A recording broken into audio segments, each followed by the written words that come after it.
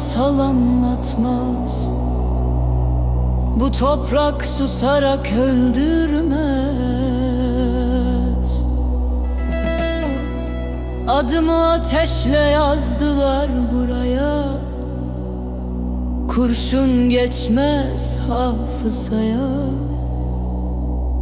Unutmak bize düşmez.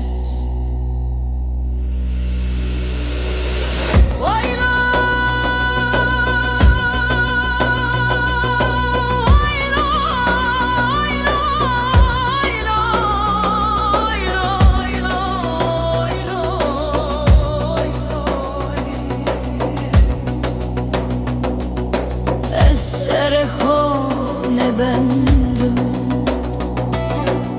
Vitari de raştiyemı na hapi na korhi.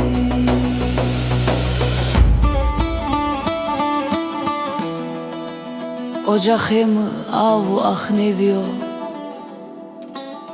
kül biyo ama sönmedi.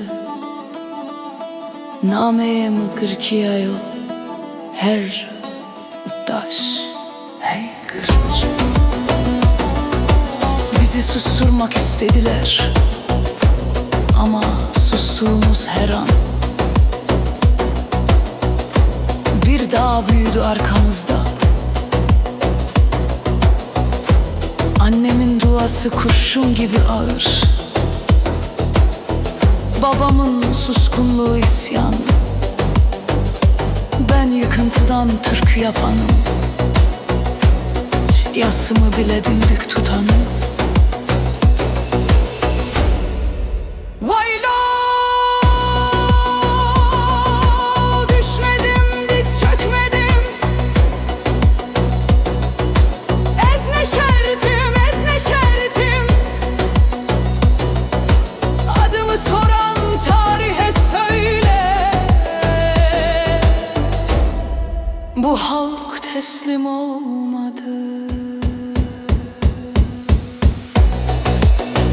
Estenenim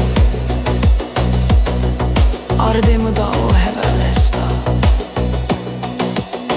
Vaylo ez dersimlik izme.